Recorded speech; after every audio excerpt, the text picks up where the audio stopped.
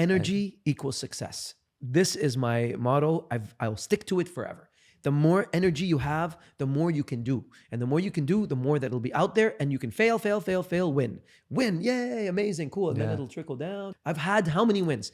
12, 13 platinum gold records, or whatever it was, 20, 13 awards. Man, do you think it just constantly happens? My career hasn't been this. People know what it is. I've gone down, I've gone up, I've gone down. This is life. This is life, yeah. But you got to keep going. What are you going to do? You're just going to give up and go away? Hell the no. You're going to keep working at it, work at your dream. This is your life. This is your love. That's why you got to love what you do, man. I'm telling you, if you don't love what you do, someone else is loving what they do, and they're going to beat you at it.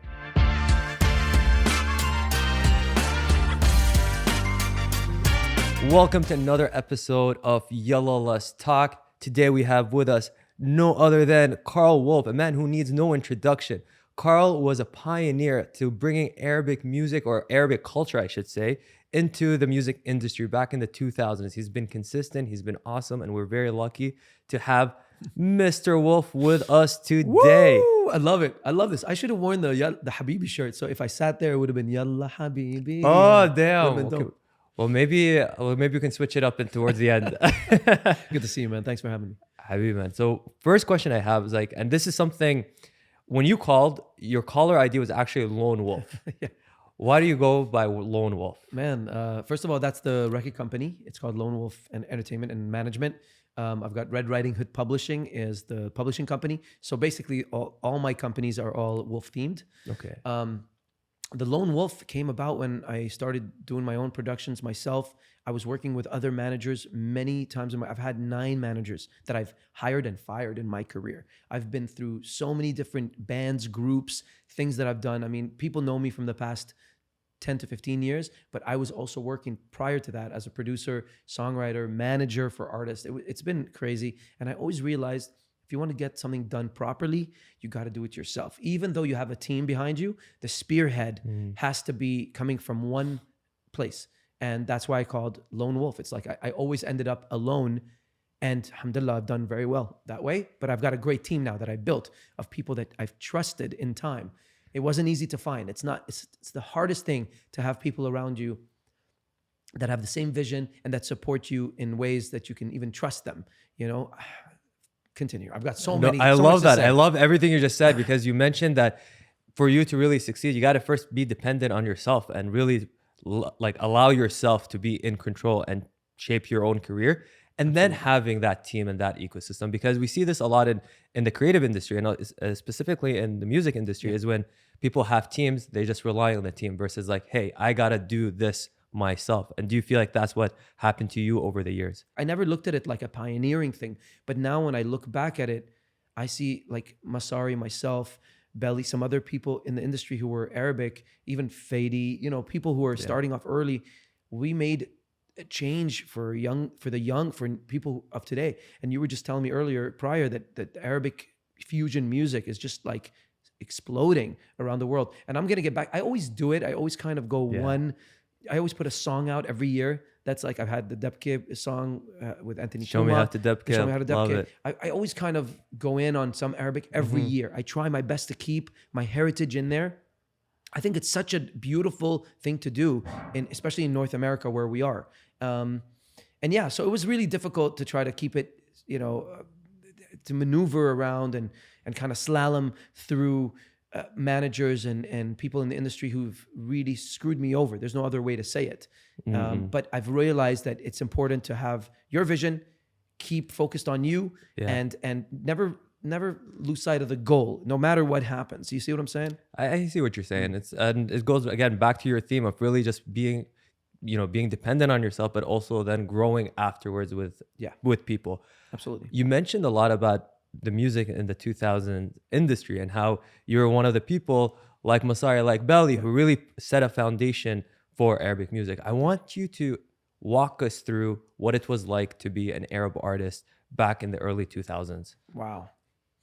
I've got to go back. Okay. So I remember coming to Canada in 1995, I think, when I was just 16 years old. And I came to study. I went to university here in Montreal, actually, at Concordia University. I was studying film. And then I remember, I was auditioning for different things. People said, "Hey, man, you've got a great voice.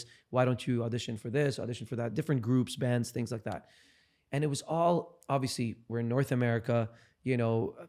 People were doing their thing, which is, following and copying what was out there. Which was Justin Timberlake at the time, NSYNC, you name it. Backstreet Boys, that sort of thing. Usher, and I was just like, man, this is cool, but I'm such a secondary. I'm not adding anything to the music industry. I'm not growing this. I'm not expanding my bandwidth or the bandwidth of the music industry in general. This sucks.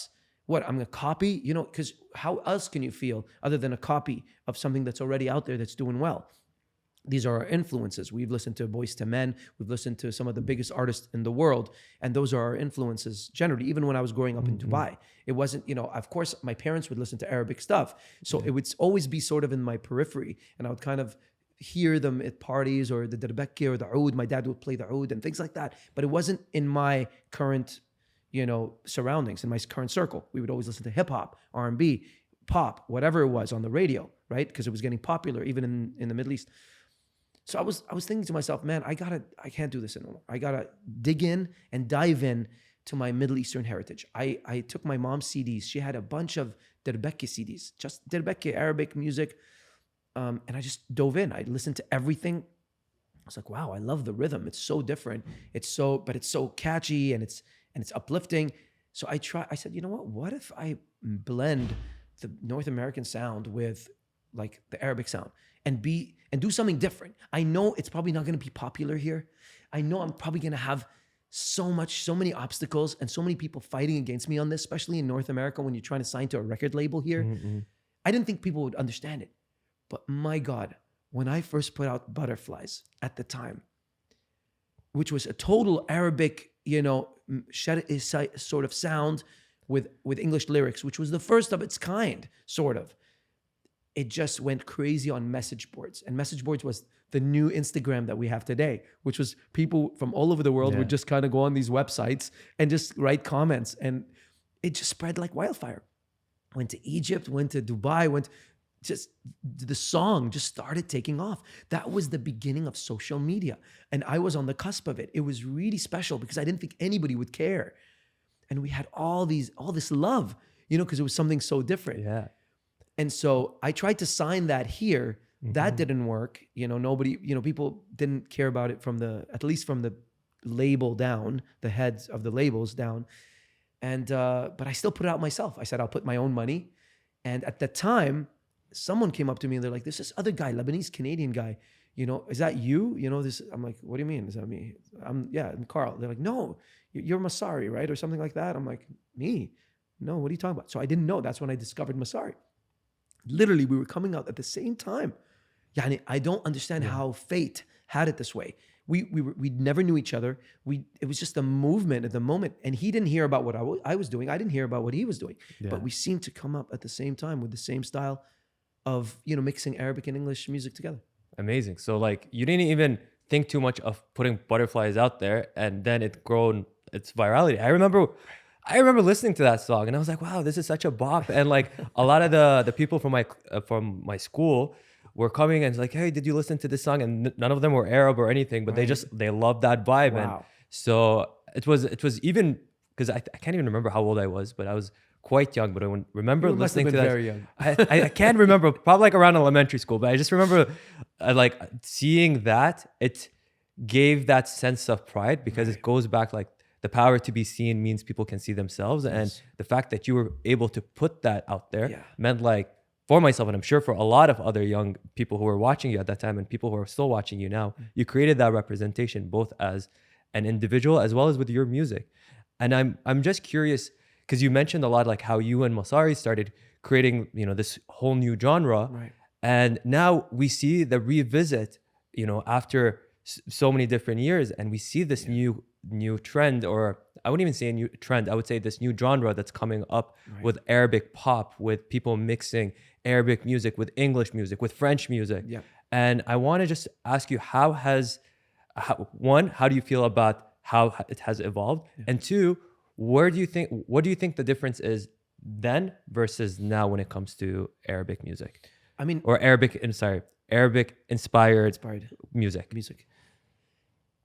Loaded questions. So I feel, first of all, that the music that we created at the time, which was so different and pioneering and scary to do, Yeah. I want to talk about quickly just how it felt to sign to a label in Canada. When I signed, Yeah. so I had Africa after that. That's when I created Africa, the remake of Toto, which became my number one and, triple, quadruple platinum around the world. That was the second song after Butterflies. So Butterflies gave me this base that was awesome. I went to Detroit, I flew to Egypt. I did many different shows around the world where the excitement started there. And then Africa was like the knockout punch. You know what I mean? So when I first made Africa and I signed finally to a label, it's a long story, but after persevering and no one signing me, and I felt some racism throughout of it. I wouldn't call it maybe racism. I would call it being marginalized, like people knowing that I'm Arabic and being like, okay, this guy's not what we're used to. So it was really a little foreign, but finally signing to them, to a major label. And I remember having a great conversation with the president of EMI Records, and Allah yarhamu, he's passed away now. His name is Dean Cameron. He was incredible man. And I remember something he told me. So we finished Africa. Africa became huge, number one. And we wanted to release another single after that. And I was like, what single should we do? And I had this song called Yalla Habibi. And I was like, man, I don't know, are people gonna like Arabic stuff from me? We're already on the mainstream. I was so confused about it because I'm like, I don't know how they would I'm nervous about that. He told me, he's like, Karl, be yourself. You've always been yourself from day one. This is why you shine. Do not shy away from that. I will support you full time. I'll give you the full marketing on Yalla Habibi. And because of him and because of that moment, we became the number one song on R&B iTunes with an Arabic title for the first time ever in North America. So thank you very much for sharing all of that. There's a common theme here, is that there's a lot of it that happens to be about persistence and people taking a chance on you. And just going back to the initial question is, how do you feel like music back then, when it comes to being inspired with the Arab culture, compares to music today? Yeah, I mean, it's changed completely. We started, and I put myself as the collective, like, people like Masari included and Fadi and some other people. We started something that it's uncharted territory. We came into a blank canvas and we painted and we started painting. And I applaud all of these guys because they're all pioneers and they're all brave and strong for doing something so hard to do. It's like an uphill battle completely to say, hey, I'm going with something that's you guys never heard of. Trust me, now it seems, of course, when you watch TikTok, there's a lot of talk about be authentic, be yourself. We didn't have those kinds of things. We didn't have those Gary V's and people, giving you the, DJ Khaled even just saying, work your, whatever he says, you know what I mean? Like another one, you know what I mean? There's none of that motivation coming from someone who's Arabic. Yeah. So we had no beacon to look for. We had to create it ourselves. And so I applaud them all. Today, the music industry is different. There's a lot of acceptance for a lot of things. You know what I mean? We've gotten, I would say more open-minded. Even as in North Americans, everybody's excited about going back to Dubai, for example. Everyone in North America wants to be part of Dubai because it's so cool. So with that comes a lot of stuff that we have paved the way for, to be honest with you, and I'm proud of it. I feel like I was part of building this moment. Yeah, absolutely. It's like you guys have walked so people can run. Is that the expression? I would think so. Yeah. Yeah, that's the expression. Yeah. And I mean, not me, but people in my circle in the ecosystem itself. My right? peers, Peers. at the time. It was really cool. So today the music industry is amazing because we've got TikTok, we've got many avenues of putting out music. It's incredible. You don't have to go to a label like we used to, where we'd have to go to the gatekeepers and say, hey, can you sign me? I promise you I'm the best. I'm this, man, it took a lot of energy and a lot of drive and fighting, man. We had to fight so hard, bro. Today, you put it out there, hashtag Arab TikTok. There's a hashtag. I get emails from TikTok, the company, telling me, yo, hashtag Arab TikTok is doing really well. Start putting Arab. Imagine, that was never a thing, man. That means they're looking at us right now like we are a big business, I got a message yesterday, actually, from a record company in Canada saying, Karl, man, why don't you, why don't you go back to like some Arabic stuff in your music? I'm like, what do you mean? I do it every year. Are you not listening? He's like, man, it's amazing. Yalla Habibi. I'm like, now you're discovering Yalla Habibi. Now, after 12, 15 years, it's incredible. But keep going. Whoever's out there doing it, man, this is your chance. This is your time. You can blow up overnight. It's incredible. That's going to be my next question. What practical advice do you have for someone who is listening to this, who wants to be the next Karl Wolf or the next Mosari or Belly? What advice do you have for them? In this day and age, it's different, but still you have to embody something in you, okay? You have to believe in yourself, number one, really strongly. Like, know yourself. Don't be scared about being unique and different. Put it out there. Don't ever say, hey, it's never ready. That's BS. Take that out of your equation. That's never going to make you successful. It's better to put stuff out there that's maybe 80% ready than to wait forever on something that's not fully ready. Because your worst could be someone's best. Your mediocre could be someone's. I'm not saying be mediocre. I'm saying put it out. Test it. Test the waters. That's the only way you'll know. You guys are so lucky. We didn't have that. We'd have to put a whole marketing campaign. It would cost $150,000 minimum to get the video going, the radio campaign going, the tour promotion campaign going. Today, you don't even have to do that. You have to simply have a studio in your thing, create your content or whatever, have a good, decent camera, put your art, and watch the numbers rack in. And from there, you'll start to maneuver and make, it's good to surround yourself with a good team, though, that believes in your movement, but people you trust. I want to just now dive into another part of that conversation, which is you talk a lot about, persistence and being consistent. And I feel like a lot of people would want to know this. Like, what are Karl Wolf's habits? What have been the things you've done over the years, the routines you've built that got you to where you are today? It's a great question. I would say, because it's me, right? I'm doing things through my eyes. So it's different to translate it to someone else. I just, you know what, man? I wake up happy every single day, excited about what I do. Choose something you love, man. At the end of the day, if you choose something you love, you're going to be fantastic at it. You're just going to be the best at it. And this is what life is. Life is all, unfortunately, a competition. Everyone's fighting for that chance. Everyone's running towards that light. Yeah. They're all fighting for the same thing. If you love it, you're going to spend every single day. Everyone's going partying. No problem. I'm in the studio. When everybody was partying in college, I was in the studio making music. People would say, come on, Karl, let's go. Let's have this. I'm like, you guys go. I'm good. I love what I do. I love this. So it becomes my obsession almost. I want to make amazing music. So that was for me. That was my obsession. Be obsessed with your job. Be obsessed with what you love and go for what you love. In this day and age, you can do anything. Everything's for the grabs. So don't say, oh, I can't do it because I don't have the money. I don't have it. Forget about that. Yeah. I didn't have money. I had nothing. Zero. I borrowed it. I took it. I had this. I built it. Now, I've got several businesses. I've done some incredible things, man, in my life. And I've taken care of my family this whole time for 15 years. My parents have been retired for 10 years now. That's incredible, man. I commend you for that. And from nothing.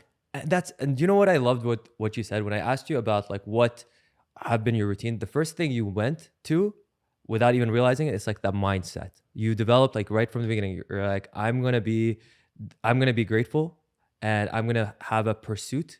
And I find from what you just described is that this idea of the happiness of pursuit, like you having a quest and you wanting to achieve this, like yes. you in itself like grew this obsession with music. Yeah. And I would just wonder, has it happened organically or was it something that you've always loved to do? Like when was that moment where you're like, yeah, no, it wasn't. Listen, when we're growing up in the Middle East, as you all know, it's not an easy thing. There's lawyer, doctor, accountant, muhandis, I don't know, I said engineer. There we go. So at the end of the day, those are the choices. Those are the options. And I wanted to, ultimately get into law is what I wanted to do after high school. I went, but then I love the entertainment world. So I was like, okay, maybe that's a real thing. Maybe there's something in North America that's entertainment. I went into film studies. I did a minor in childhood psychology.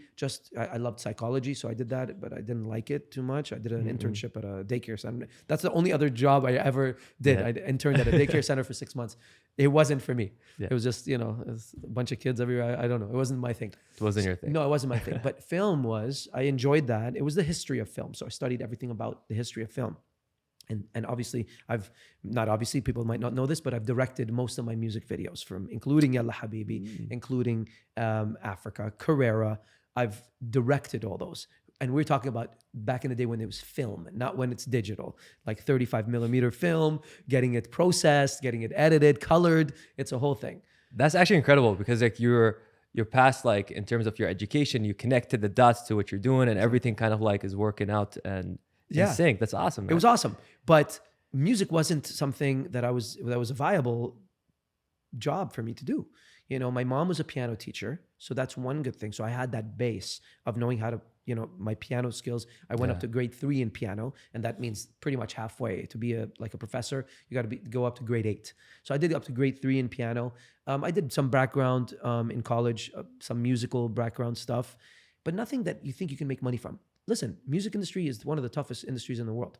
It's based on youth, time, luck, whatever, greatness, or whatever people are looking for, je ne sais quoi, whatever it is. So it's a really tough industry, and I knew that, but it called for me. So that was the moment that changed. I was like, when people started saying, you are good at this, when people started saying, hey, you're awesome, follow what people are loving. That's why it's important to have TikTok. Because TikTok, man, you'll know when you have a viral thing, it means people loved what you did immediately. And then once you have that, replicate it, go crazy. That's what I did. Oh, you like my voice? Ooh, amazing. Okay. So what if I did this? Oh, you like that too? Oh, what if I produce this? Oh, you like my production? Amazing. Let me produce for others. Yeah. Let me charge now. So I started making money. Man, I was charging $50 a production. $50. That's what I was doing. And $50 for a show. $50. Man, it just build. And then you build your worth and build your... it's great. I really hope people are like taking notes listening to this, because you're keeping it real. You're telling people like, hey, listen to what people are telling you. Use that.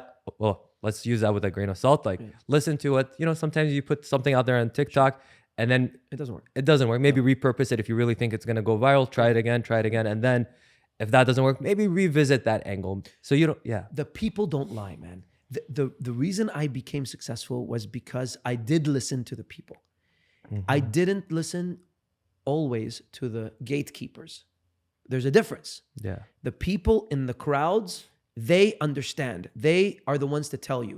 Actually, I hold them up because they're the ones who tell you what's up. The gatekeepers, who are supposed to be up there, have an agenda.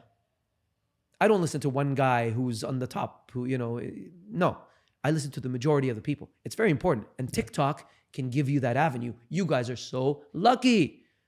I wish I was 17 in my bedroom with TikTok. Do you know what I could do? We could explode. We could blow up so much faster around the world, man. Take advantage of it. This is your time. But just on that note, I do see you're very active on TikTok, and you've created some really cool like videos. I remember even, you allowed us to even share it on Yalla, yallaletstalk. Yeah. So where do you see yourself on social media, and how do you see it helping you to get to where you want to be? Think about it this way. In my mind and my heart, I'm still 18 years old. So to me, I'm still the underdog. I never stop. I use TikTok like a teenager would use TikTok. I'm in it. I'm enjoying it. You're having fun. I'm having fun. I don't take it too seriously, but at the same time, I don't use my Karl Wolfness on it. So I'm not saying, oh, Karl Wolf, I can do anything I want and it'll blow up. I don't do that. And that's what I've been lucky, man. I've had many millions of views on all of my videos. So I'm very lucky, but it didn't come from the Karl Wolf thing. Most of the people there, some of them don't know. Like there's a lot of my American fans don't know Karl Wolf from before. Of course, the Canadian, Middle Eastern, people know. But there's people from Vietnam, from God knows where. I'm seeing people love me from different, or liking my videos from different countries. So it has nothing to do, it's about the content, man. Create stuff that's inspiring, somewhat educational. When I'm producing those things, it's educational. Funny. Funny is cool. People love funny. That's why I make those songs where I mix comedy with my music. It's so much fun to do. And it entertains people, it inspires people, and it works, But I never think that I've got it all made in the shade. Never. I've never thought that way in my career, in my life. And this goes again back to the mindset of like you're really humbling yourself. You're like, hey, I'm just gonna keep doing my thing and I'm gonna see what the people like and go with what the people actually are saying you should do And elevate. and See what's elevate. out there and do better. Be Mm, great. You know, look, people love greatness. People, when you see someone riding a unicycle with like things on his head and everything, and you're like, how the hell does he do that? Create content that people are like, yeah. whoa, I am blown away by this in your own way. You know what I mean? So now just to inverse that question, what advice would you have for someone who is putting music out there, who's going on TikTok, they keep posting and people are not biting. They're not going viral. Keep trying. That's all. It's simple. Keep trying, keep going. It didn't work for me either. I've got my name. I've had all my platinum gold records. I've 13 awards, 20 platinum records. Did nothing. Zero on TikTok. Like 100 people, 200 people, 300. I'm like, what?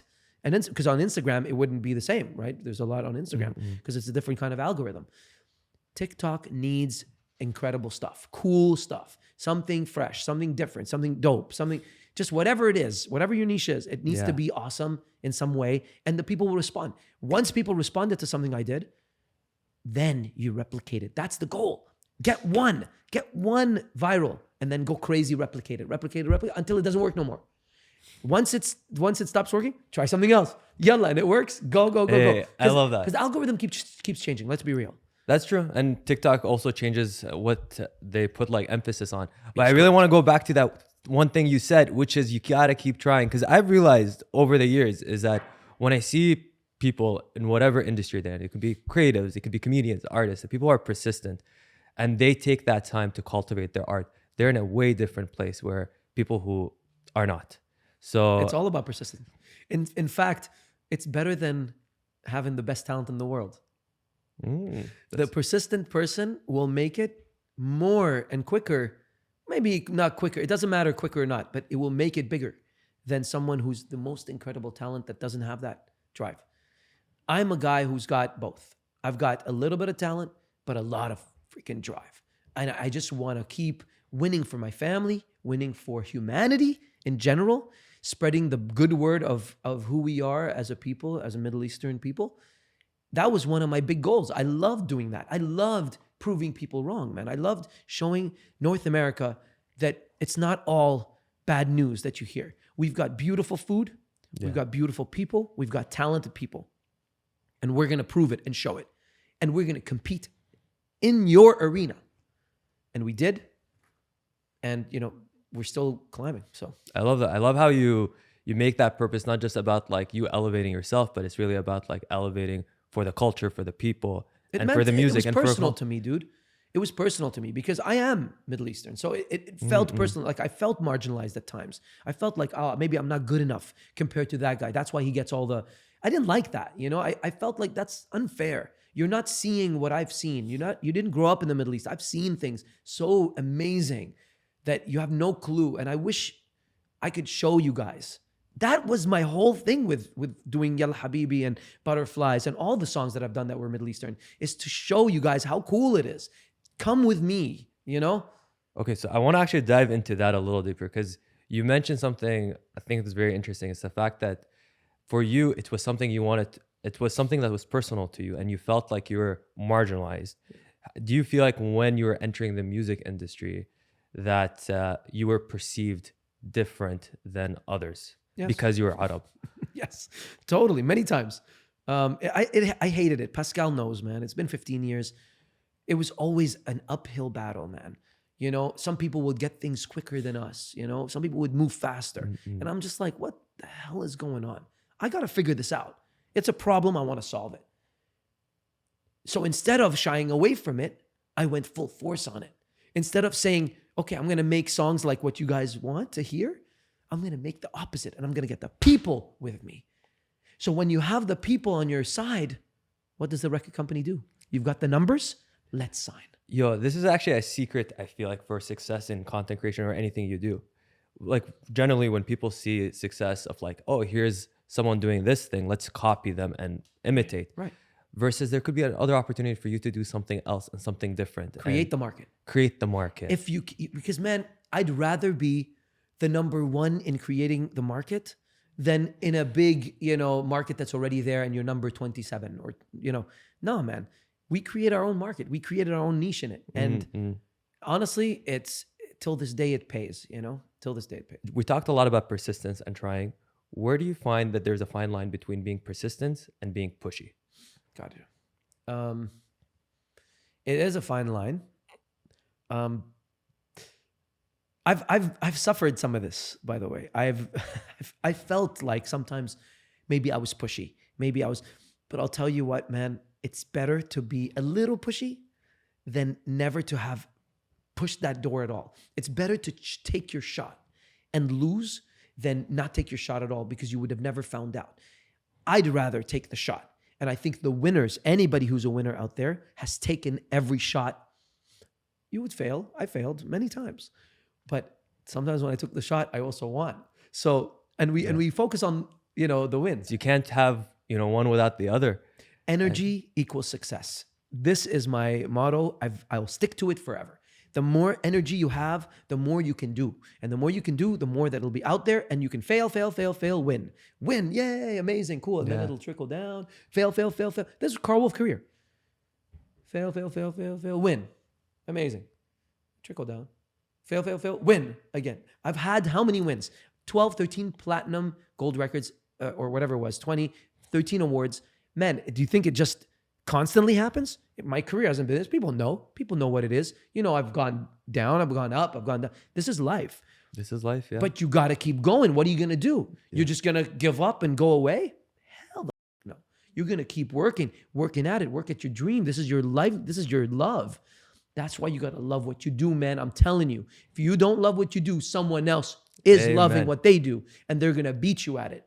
I'm loving this. This is like so motivational. And I really hope people are taking notes just listening to you right now. So you just mentioned that there was ups and downs in your career.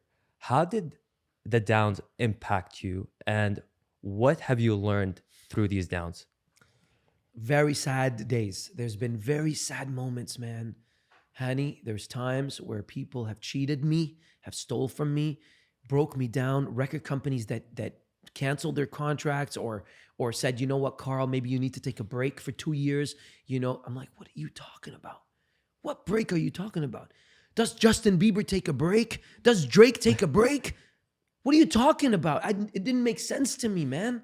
I'm like, what the hell are you talking about? I'm not taking a break. I'll take a break from you guys. So I left the record company and I did my own thing. I've got a team to feed, man. I've got people there's livelihoods that we've built here. They can't just take a break, So it's been hard, man. Sometimes I got angry at stuff, I felt, but I always act on it, man. I don't let it go. I get sad one night, whatever. Yeah. At night I break down or whatever. The next morning I always pick myself up and say, you know what? Whatever. It's nothing. You got your strength. You got your power. That's why working out is a big part of it, by the way. Having your body intact is a strong thing for the mind. Because when you're strong, you can go up to anybody. When I'm strong in my body, I don't care how big you are, I'll fight you. And that power, nobody can mess with. I'm not scared of anybody. If you're not scared of anybody, how are you going to lose? So it's important to get your health right, your body right, work out, and feel strong, and you're capable, man. And it'll affect your mind. Your mind will be sharper. You'll be tougher in business. Physical. And you won't be intimidated. No one can intimidate me. Nobody. Because I feel powerful. That's it. Now, whether I am or not, that's in my head. Okay. But I feel it. I like that. I like how like you tied your physical health to your mental health, and they go hand in hand. And a lot of people might miss that. They're like, okay, when we're working on our mental health, we might forget, hey, let's, run, work out, do whatever, because physical can translate into your mental. It always does. It's so important. We're all connected. It's all connected. Mm-hmm. And your body knows, your mind knows that, oh man, I feel great. Yeah. I feel tight. I feel strong. Okay. So when you go into a meeting, let's get it. Let's pop, there's no insecurity. Insecurity kills a lot of stuff. Absolutely. That's the issue. So it's important to feel strong in anything you do, So just on that note, what advice would you give someone who is going through their down in their music or creative journey? That's a great question. there's many things you can do. One is definitely do some workout, like really focus on your body, because when your mind is when your mind is taking a hit, because that's all a mind thing, right? Yeah. Everything when you get like down, mental health, so it's all taking a hit, depression, etc. Focus on your body. Let your body. You'll see, man. It's like magic almost. You go to the gym, you finish the gym, whatever you do, you don't have to go to the gym. Some people walk, some people run, whatever. Yeah. But you feel good, and it's, there's probably a scientific thing that, releases endorphins or whatever, or the serotonin level goes up, fine. And that will give you ideas. It's kind of like when you're hangry, you can't make good decisions. You're always kind of upset and people are like, what's wrong with you, Karl? I'm like, I don't know. They're like, are you hangry right now? I'm like, I'm probably hangry. Let me just go eat. Once I eat, then I can feel my mind will have a different perspective. Yeah. Because it's all about perspectives, And every day, this is another big thing. Every step is a different perspective in your life. So every step you take forward, you will be in a different position. Sometimes we're scared. Sometimes we're like, man, if I go, I don't know if I can accomplish that. Maybe I shouldn't do it, No, you don't realize it, because what the way the world is viewing you at this moment in time. I've been Karl Wolf in one position. I've been Karl Wolf in a bigger, successful position. I've been in no money situation, in a big money situation. Same Karl Wolf, same Karl, different perspectives. So one step forward will put you in a different way in the universe. The universe will look at you differently the second you take a step forward, the second you take a step backwards. Everything is dependent on your moves. So make the right moves, or make any move that's in the right direction in general. Things will change for you. Opportunities will come to you. It's insane, because guess what? Last thing. Yeah. It's human beings that are controlling the world. It's not an AI. It's not yet. It's not machines. So at the end of the day, and at the end of the story, it's people. Even the president and CEO of Bezos, he's a human. At the end of the day, if he feels that you're the guy, you're the guy. So remember, it's malleable, it's changeable. Opportunities will come. I love the fact that you also said that it's not just about you taking that step back, it's what you decide to do moving forward. And I think that's something that will resonate with a lot of people, because like you said, you're human, and reality of anyone's career, whether it's in music, you're, in creatives, whether, you're a crypto. doctor. What are you talking about? Yeah. People, man, I've got crypto. It's all down. It's crazy. But thank God I've got 6 different things that I'm doing in my life. Yeah. One thing is going up, one thing is going, I've got stocks, I've got everything. Stocks are down. So listen, man, life, there's no guarantee. Some people go into jobs and businesses and say, I want to be an employee of this and that. Guys, you're not safe anywhere. Yeah. You're as safe as how strong-minded you are. When it comes to just your thoughts, it really depends on what we tell ourselves. Yes. We can tell ourselves something positive and really skyrocket and accelerate, or we can tell ourselves the opposite. Okay, this is my point. Amazing. I love how this is what everything is what you accept for yourself. That's really, that's the bottom line. That's the bottom line. Do you accept being the guy that's, cleaning this floor? Do you accept being the guy doing, the girl doing whatever? It's all about what you accept. If you accept yourself doing it, then it's all good. And you know what your levels are, and you're the barometer for your own world and your own life. I accept certain things. I don't accept certain things. That's it. And I put them as shrut for me, conditions. And I say, no, I will never do that. I'll never do that. And I stick by those principles, and that's it. And then I go full force on everything else. I like that concept. Like, what do you accept for yourself? Correct. Okay. Because a lot of people, I hear a lot of people complain about their jobs. Yeah. This is a thing since the beginning of time.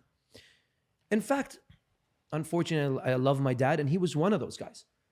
But my dad turned his life around, and he said, you know what? I am going to open my own company and work for myself. You know what I mean? But he always told me, never be an employee for something.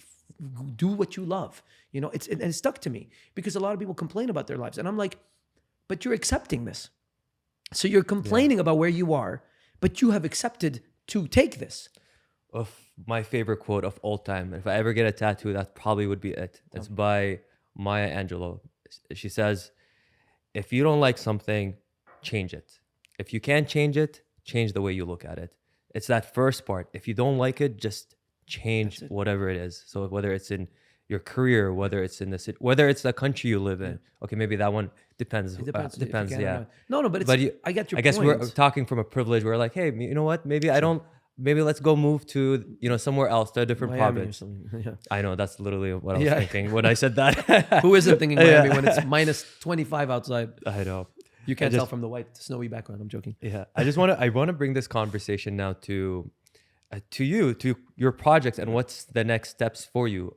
Are there any new songs that you're releasing or anything that we could be excited to check out?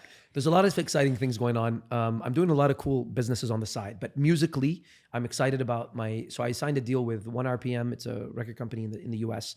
So we've got our US marketing and promo guy that we just had a call with. So this year, I'm putting out an album. So 12 songs is what I'm slated for. Definitely, there's going to be some Arabic fusion stuff in there. I have to focus on that.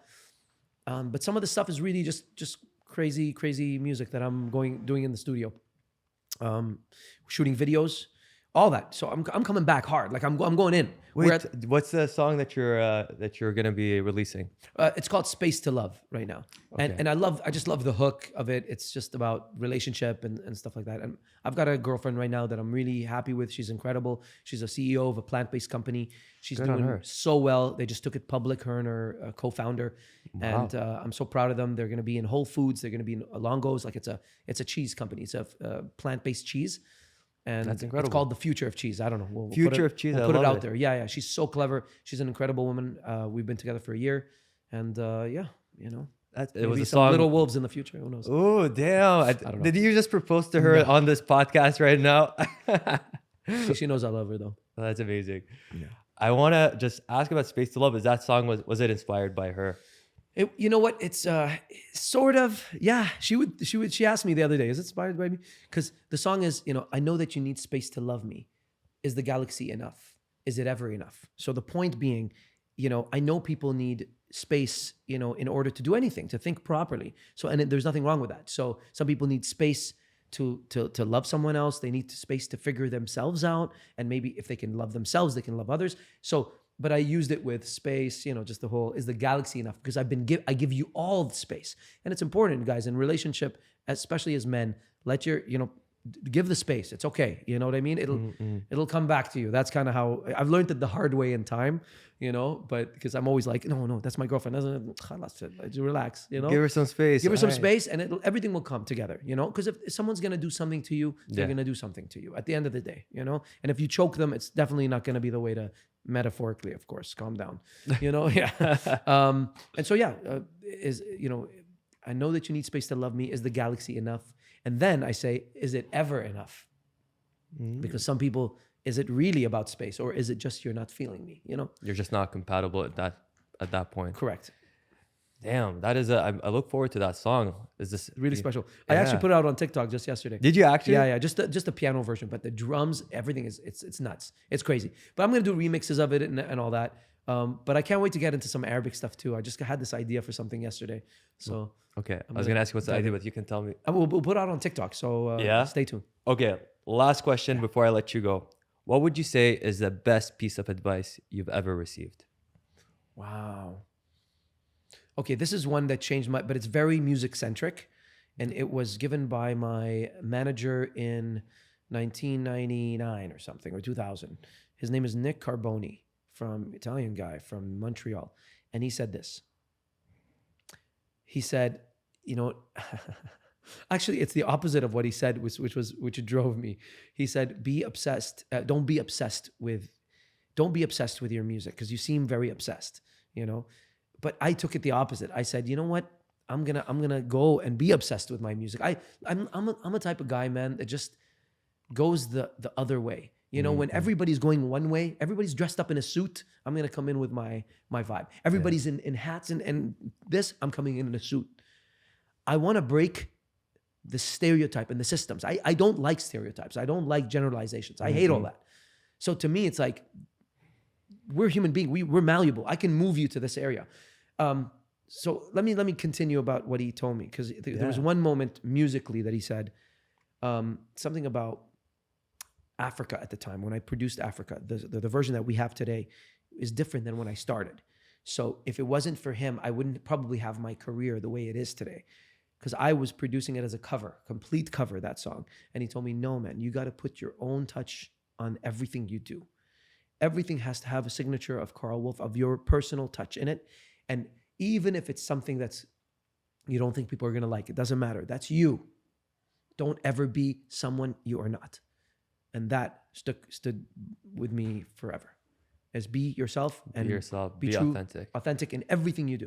And I love that. And I feel like that for anyone who's listening to this, and especially I feel like for artists, being yourself is such an understated like advice, because you see it in a lot of different people when you're just being yourself and your full self. And for someone like you brought your full identity into your music, meshing both Western, Arab cultures together. It was hard. And I'll tell you something, if it was for a record company, if I was with a record company, or if I didn't listen to my true gut, I wouldn't have done those. Are you kidding me? Where would I have gotten the idea to make an Arabic song with English music, like or fusion music? Like where? There's no manager that was going to tell me that. It has to come from within. Sometimes, even though you're not at the position of someone like Jeff Bezos or someone like Elon Musk, you might have the better idea. Keep that in mind. Just because you're not at that level doesn't mean you don't have the capacity to supersede someone in the future. I love that. We're very, very extremely lucky to have had you here today to share your story, to give us some incredible insights and motivation. Like, you got me hyped up. I'm not even an artist and I want to start creating music. Let's go. It's not about music only though, right? It's about everything. True. I could have done anything I wanted, but I fell in love with music. Yeah. And so this is really touching everybody who's passionate about what they dream of doing. Absolutely. Dream big, man. As Middle Easterners, man, we never had that. We've always been like stuck to 4 different occupations. It's a different time. It's an amazing time. We're doing tons of multimedia. We're doing tons of things in the space. It's our time. So go get it. Love it. And with that note, I'm gonna let you say the last thing to the camera. Tell them where they can find the new song, Space to Love. Of course. Space to Love is out right now, probably. Yes, Yeah, amazing. All around the world. Spotify, go get it, iTunes. KarlWolf.com is my website. As you know, all the Instagram, Karl Wolfs with an S at the end. And hit me up. Guys, I'd love to hear your feedback on anything. Let me know, man, who I should collaborate with as well. Let's get some like new young artists and let me produce them as well. Let's help the youth, the new youth get out there, and with our expertise, we can make it happen. Love it. On that note, guys, please don't forget to subscribe to Yalla, Let's Talk. We're on Spotify, Apple Podcasts, Anchor, and Rami, and on YouTube. So thank you guys. Yalla, bye.